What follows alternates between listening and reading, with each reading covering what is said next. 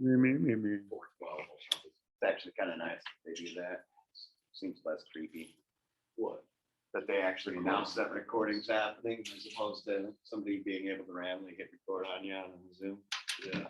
It's a nice Miss update. P loves doing that. We were in a couple Zooms last year with like people we're talking, interviewing them. She's like, oh, and it hits recording in progress. You see the people kind of go, okay. All right, Jack. Go ahead.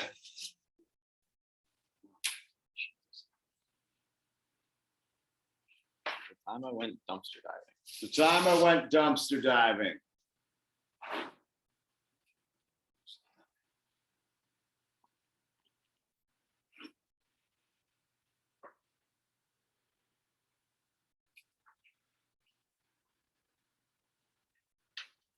All right, one more time formally, Jack. What is your topic?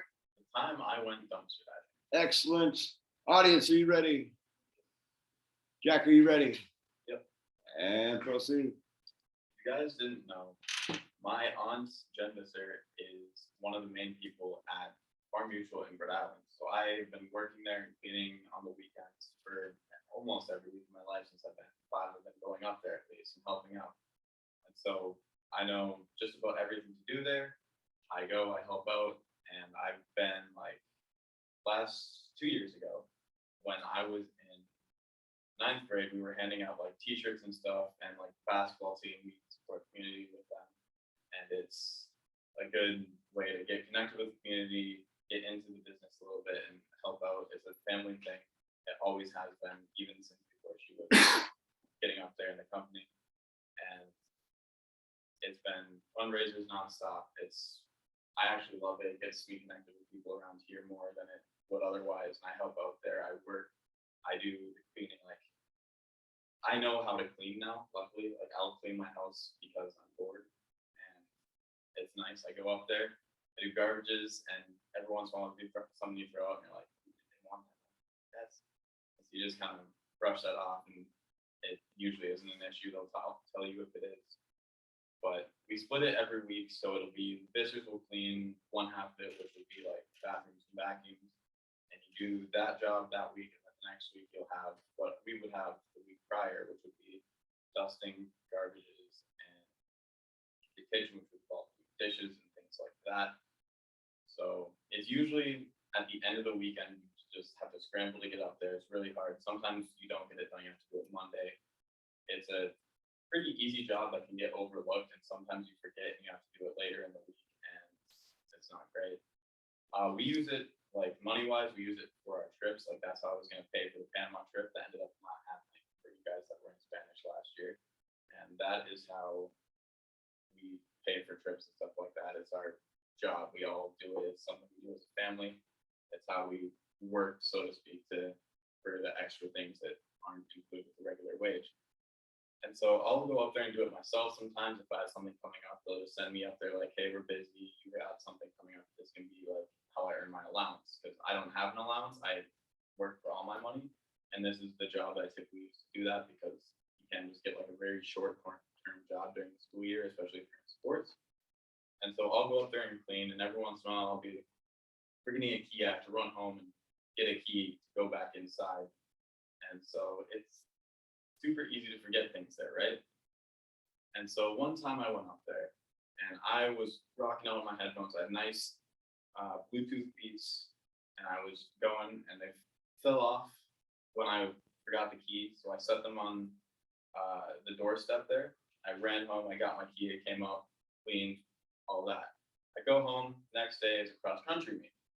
Well, what are you gonna do at a cross country meet? On the way up there, you listen to music on the bus, obviously, right? And so I'm going, I'm looking through my bag, I'm like, oh shoot, where are my headphones? And I'm like, oh, I must have left them at the office. And I ask around, and no one's seen them at the office, they're not there. And I go up there next week, and I realize I did leave them outside. Where are they? So I looked right where I left them, and I was like, are they garbage maybe? Did they get thrown out? And so I checked the recycling, looking through it, I'm getting weird stares from everyone driving by, like, what's going on? There's a big dumpster that you bring all the garbage out across the parking lot. So I went over there, jumped right in. I'm like, where is it? I'm looking. I get to the bottom and I pull up nice slimy beads. And I was like, okay, let's stay there. And I left, and that was the time I went dumpster diving.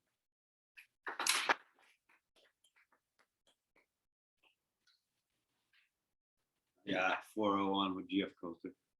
Or class.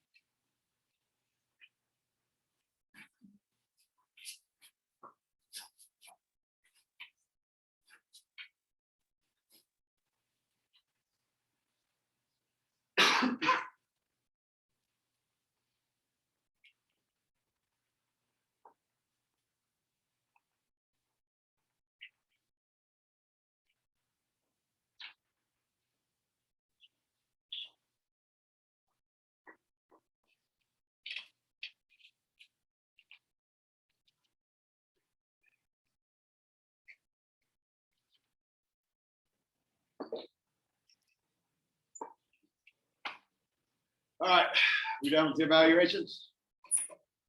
Yeah, ready to move on? All right, Cameron. Go ahead and choose. Trying to set recording.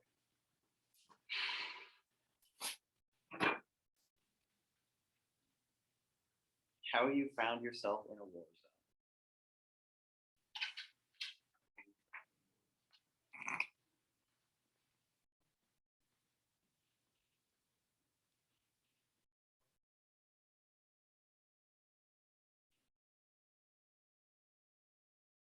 All right, Cam, one more time. What was your topic? How I found myself in a war zone. Excellent. Audience, are you ready? Cameron, are you ready? And proceed. My family, like many others, has always been one to go on many trips and explorations out beyond the small town of Olivia, Minnesota that we usually never leave. So back when I was about 10 and around 2014, we decided, all right, well, we've been down around Costa Rica and Puerto Rico area. We've been out west. We've kind of gone a little east. Let's go over to the other side of the planet, somewhere, maybe more Middle East, very rich cultured, and kind of just indulge in that for a while. And so it was mid-spring. We didn't want to go during the summer because it'd be really hot. We didn't want to go towards the winter because we get busy in the winter, and we just don't have time to take trips like that around the world in the winter. So we went early spring, and it was good temperature, good timing. It worked with everyone's schedule. And so we took a two-stop flight, one into DC and then one all the way the rest of the way there. And then we rented this very weird ghetto place out in the middle of, you know it,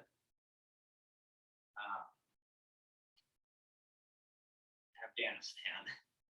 So we're staying in Afghanistan, and this is kind of prior to when I knew that Afghanistan was a bit of a heated place.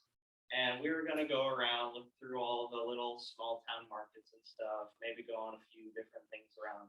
Like, we knew that there was a safari that you could go on there, and you could go around and see all the really unique animals there. And we thought it'd be really fun. So the next morning, we get on this big safari bus, and we're just kind of heading out into the middle of nowhere.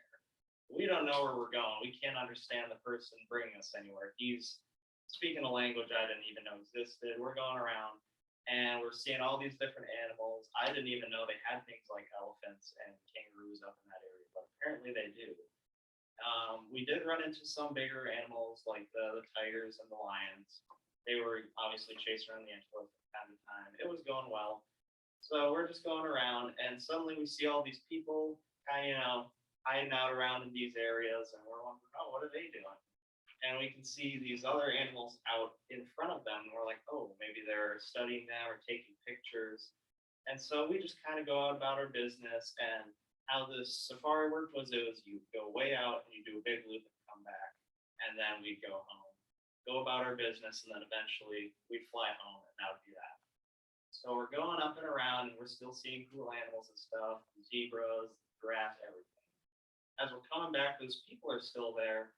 We notice, oh, they all have like guns and stuff. I wonder if they're actually hunting. Well, suddenly out of nowhere, a bunch of other people come out over the hill, and these people just start opening fire on each other, and it's deafening. I cannot hear anything. My parents are telling me to get down. The guy that's driving us is just thinking it's a normal day for him, so he's putting his head down and he's just speeding out. It's intense. There's stuff exploding everywhere. There's guns going off. And the lead foot is real with this driver. He's getting us out of here. So we're zooming back into town, and we're able to get back to our place. We're a little freaked out, but we're like, hey, it's the Middle East. This kind of stuff happens, I guess. So we went along with the rest of our trip. We eventually got home. We're like, you know what? Maybe it's okay that we live in Olivia, Minnesota. We don't have to always go out to other places. They're not all quite like us. And that's how we kind of got caught in the war zone.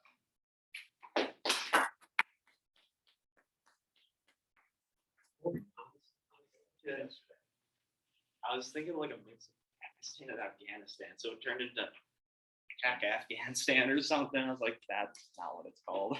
Huh?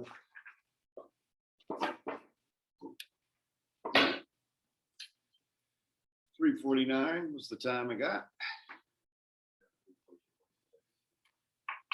49:63. Close. Gross. Tuesdays, my foot on the head. Yeah, right. Down to the hundreds.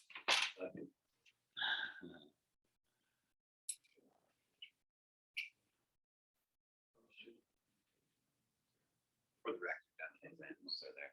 No, That's what I was gonna say, I don't even know if those are there. Let's just say they are. Snow leopards. Probably something over there. Snow leopards. Remember Minnie, Walter Minnie?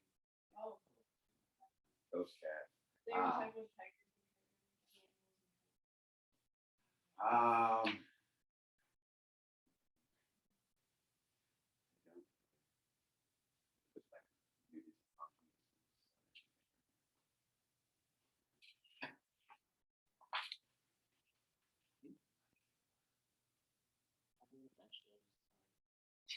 I guess we're just going.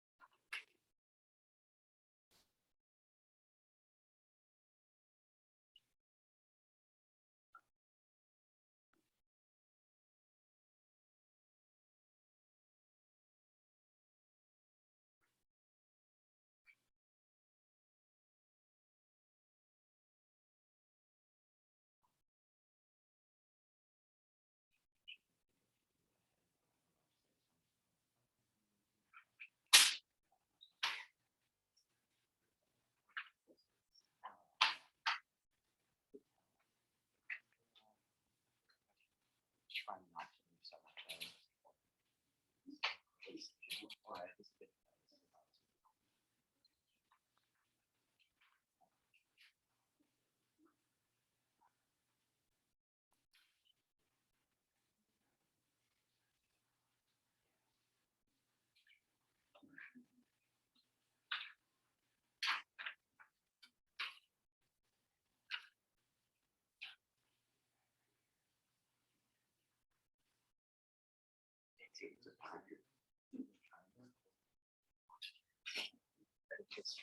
I tried so hard not to say no. Yeah.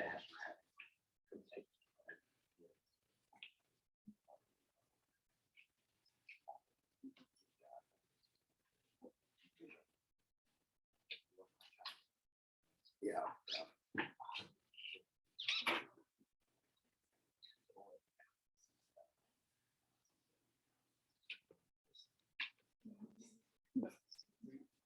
It's just he just puts his rubs his head and puts the lips. Fareed, the driver at the end. Yep. Yeah. Yeah. I know you replaced the lips because he did them other hits. Now this time was really fun. So really It's like I'm not gonna start with this stuff. Because I've started so many accidental practice. So I'm not to say yeah. And it says it. I know.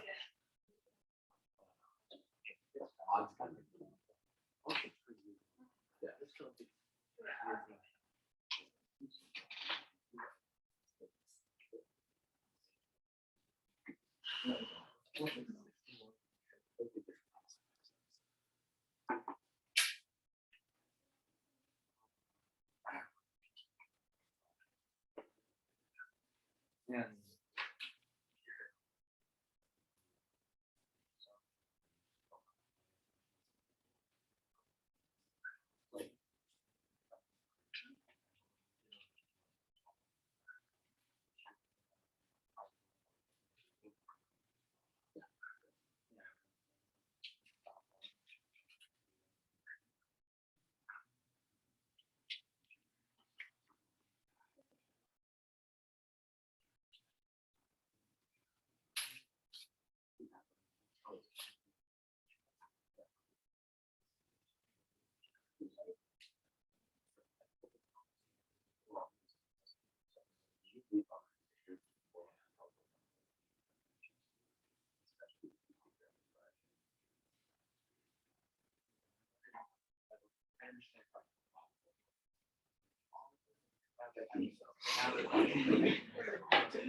So the progression, they're going by, they're still. Now they're fighting, now the fires. The progression. Oh, okay. I got it well.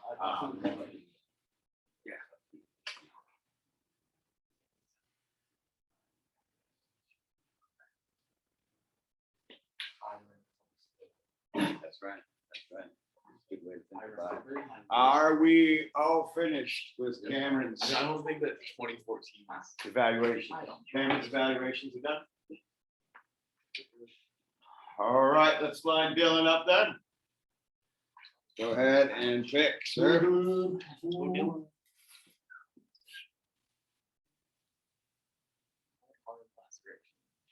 I hope you get it. That was one of the ones. The time I saw the Tooth Fairy.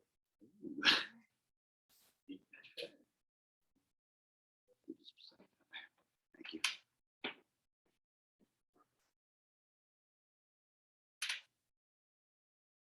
All right, Dylan, one more time. What was your topic? The time I saw the Tooth Fairy. Excellent.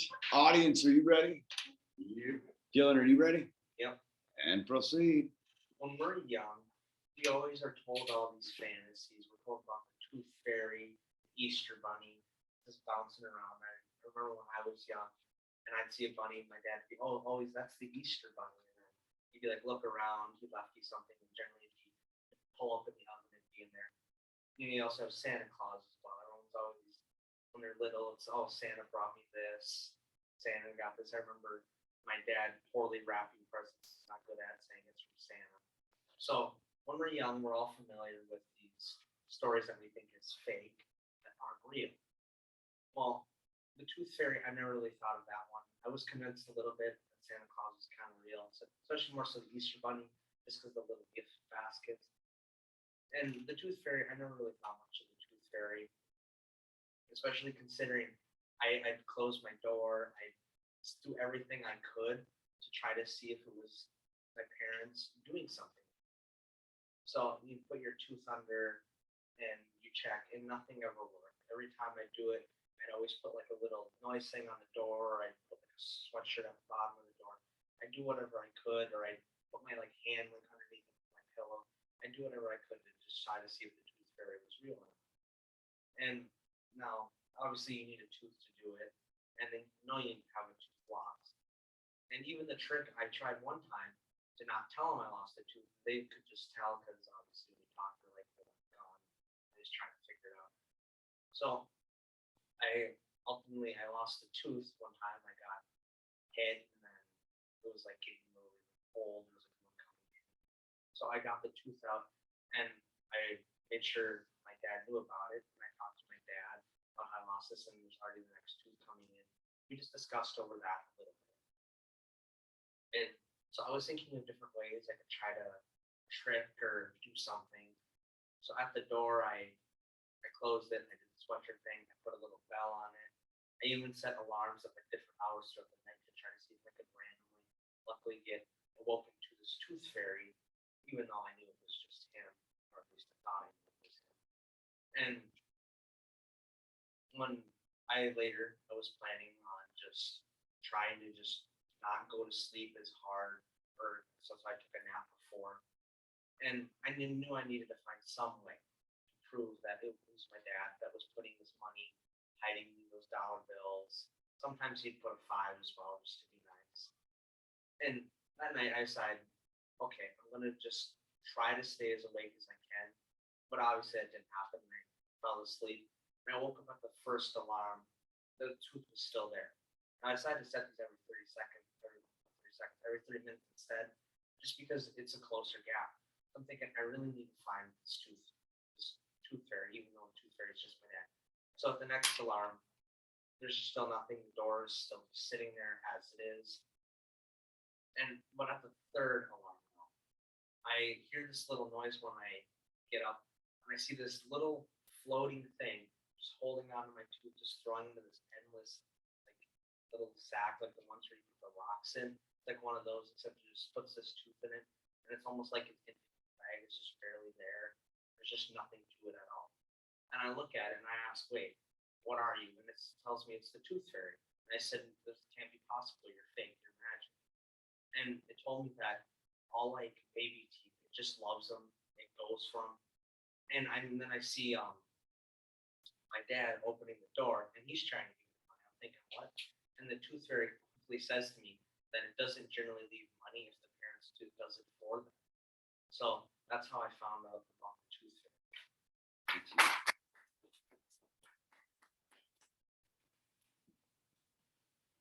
At 404, 30. 403, 44. Closer. 404.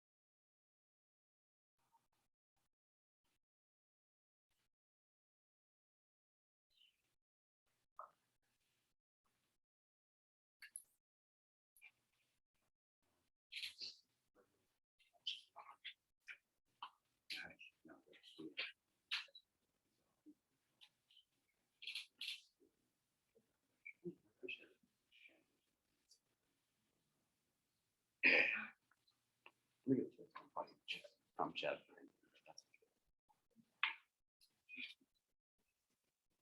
That's some good one. Yeah. Being like 10.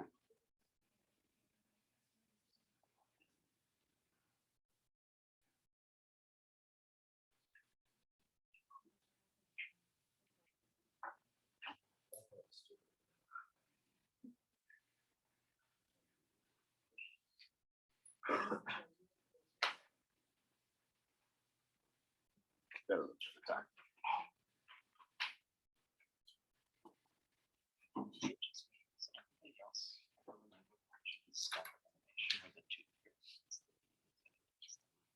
Yeah, that's Two Titans. Is that okay? Da, da, da, da, da, that I one. was like, what is that from? It's so It's yeah. so scuffed. Yeah, because they did like they mocked all the different like Santa was like really evil, the Easter Bunny was like disgusting, and then the Tooth Fairy is just this like creepy like weird teeth and just like Yeah, that's what I was thinking of. When Yeah. I went into Duke, I was like, oh, because of that scouting episode, something like two years. Yeah, no, and it was I like, automatically reverted Yeah, to we're just talking South about Park, really really Cartman dressed as the Tooth Fairy and the Mafia, the Tooth Mafia. That's the same thing. You know the name of the episode, I don't wanna watch that. Try the Tooth Fairy, see if that. The Tooth Fairy South Park.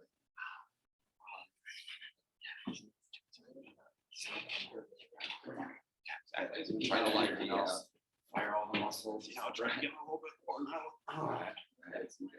Probably the whole last speech. Like, Right. just leave all the speech too, not done. Maybe you'll Remember, get, CJ, you don't have to yell at me. I'll yell at you. You can if you want. maybe you'll get jogging in place. Oh, man, that'd be awesome. Wouldn't that be a sweet topic? all right, go ahead, Colter, and draw.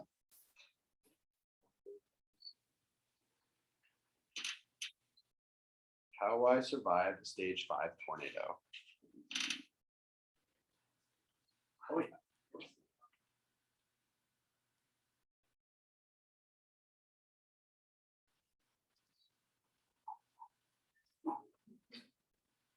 Eye of the Tiger playing in the background. All right, Colter, one more time. What is the topic? How I survived the stage 5 tornado. Excellent.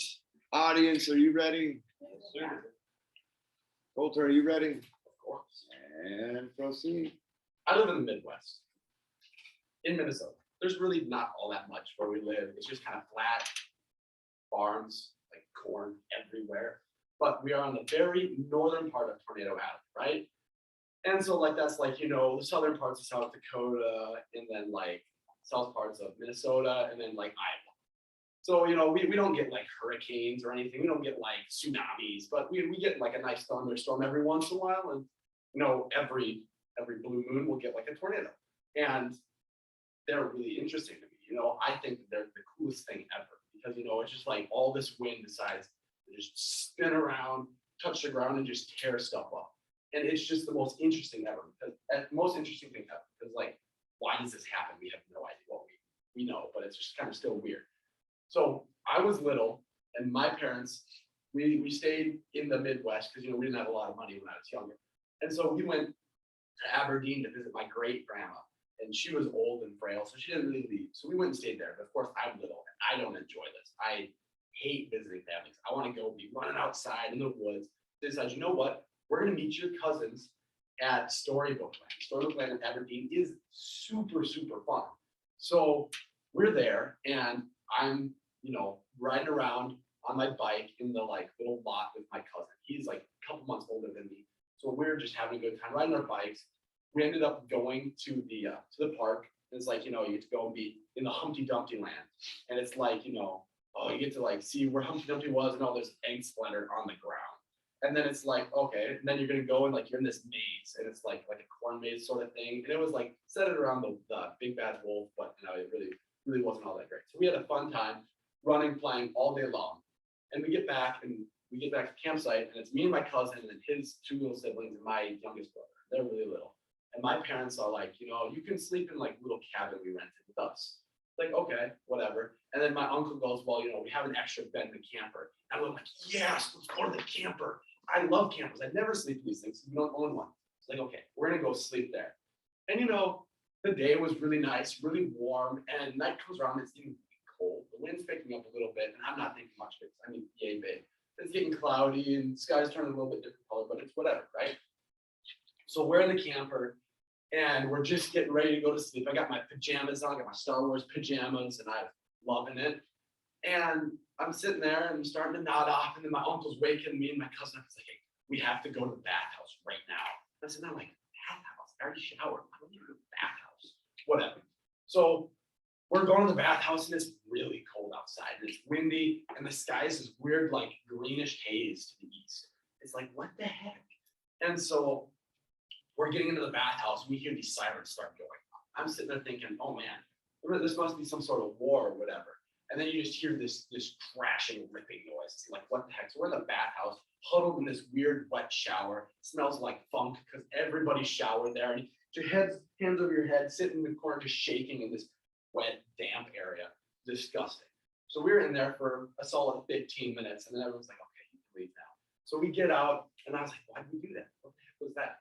Right? So we get in the camper, and my uncle tells us, he goes, no, there was just a tornado here. So that's why we had to go to the bathhouse and stay in cover. Like, oh, okay, I guess that makes sense. We went to sleep. Next morning, wake up, like, I want to go back to Storybook Land. We didn't go to the castle, right? We go and Storybook Land's gone. What the heck? It's just this giant mess. Well, this tornado was a stage 5 tornado, touched down and tore up Storybook Land. It was really, really close to where we were staying. So we got really lucky, and my entire family survived the stage 5 tornado. Oh, the great go on the intro. You're a thin guy or what? No, I had it like good. I like clicked here as I started. I went straight into writing about the intro, and I You didn't was click one it? pen below the start. That's why I was looking at you when I went. Yeah, I know, and I went like that to like show. I handed the cards back right away when I was like, oh, shucks. Sorry about the passing of the No, camp I was cards. just like,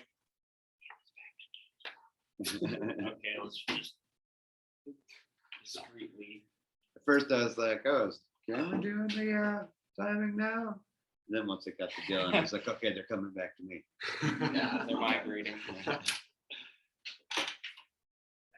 saw your iPad up. I was like, Yeah. he probably wants to see his timer. So I looked at I you and I was clicked like, it. iPad off.